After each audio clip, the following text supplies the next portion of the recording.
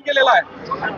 आप सब जानते हैं कि नरेंद्र जी मोदी मेलोडी से मिलने गए, मेलोडी खिला के आए, लेकिन आप जानते हैं कि भारत का यह हाल है, इस वक्त देश में यह हाल है कि लोगों को खाने के लिए सही अंदाज में अन्न नहीं मिल रहा है। महंगाई बढ़ गई है, बेरोजगारी बढ़ गई है। पेट्रोल का दाम आप जानते हैं कि कांग्रेस के दौर में 55 रुपए था और आज 109 रुपए पर पेट्रोल पहुंच चुका है। तो मोदी जी ने, भाजपा सरकार ने पूरे देश में बेरोजगारी बढ़ाने का काम किया है, महंगाई बढ़ाने का काम किया है, देश का सत्यानाश किया है। तो आज हम कांग्रेस के तमाम पदाधिकारी यहाँ पर महंगाई के खिलाफ, बेरोजगारी के खिलाफ, डीजल और पेट्रोल की कीमत को बढ़ोतरी के खिलाफ आज हम यहाँ पर आंदोलन करने आए हैं और मेलोडी देकर हम पेट्रोल पंप के तमाम कर्मचारियों का सत्कार सम्मान कर रहे हैं। मंत्री गिरीश महाजन यांनी काही दिवसाआधी एक वक्तव्य केलेलं आहे की जे डिझेल कॅनलमध्ये नेत आहे ते काळाबाजार करण्यासाठी ते नेत आहे। गिरीश महाजन यांनी खोटा बोलतात। त्यांनी मागे अशा शेतकऱ्यांना खोटे आश्वासन दिले, भुलाथापा दिले। आज शेतकऱ्यांची अवस्था अशी आहे की लोड शेडिंगमुळे आज लोकांना वीज शेतात पाण्याच्या कामासाठी फक्त 4 तास भेटते।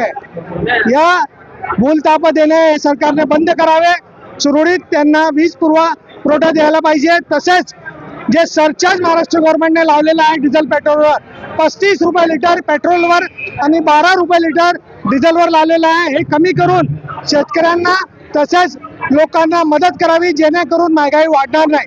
काय सांगा तुम्ही आज केंद्र सरकारच्या विरोधात आंदोलन करताय? फक्त केंद्र सरकारच नाही आणि राज्य सरकारच्या विरोधात पण आम्ही आंदोलन करतोय।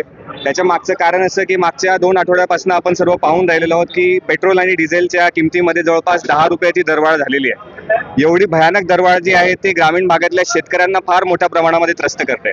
आपण म्हणतो की पेट्रोल डिझेलच्या किमती जेव्हा वाढतात तेव्हा बाकी गोष्टींना फरक पडत नाही, पण तशातली गोष्ट नाही।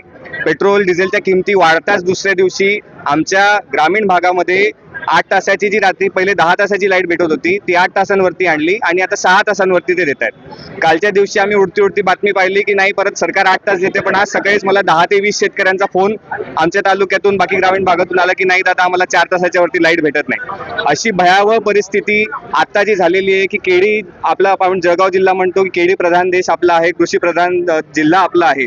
या जिल्ह्यामध्ये 10 तास केळीला रात्री लाईट मिळालीच पाहिजे अशा प्रकारची योजना शासन करतंय का? शासन या गोष्टीमध्ये नाकर्तेपणा दाखवतंय का?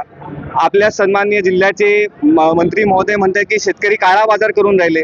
अशा प्रकारच्या गोष्टी जर कधी नेताच आपल्या जनतेवरती आरोप लावत असेल तर जनतेने जायचं कोणाकडे? म्हणून आज आम्ही आंदोलन फक्त नाही पण कलेक्टर महोदयांना निवेदन देण्यासाठी सुद्धा आलेलो आहोत की इंधन दरवाढी संदर्भात जे शेतकऱ्यांसाठी नियोजन करणे गरजेचं आहे। आज उन्हाळ्यामध्ये आपण पाहतो की शेतीचे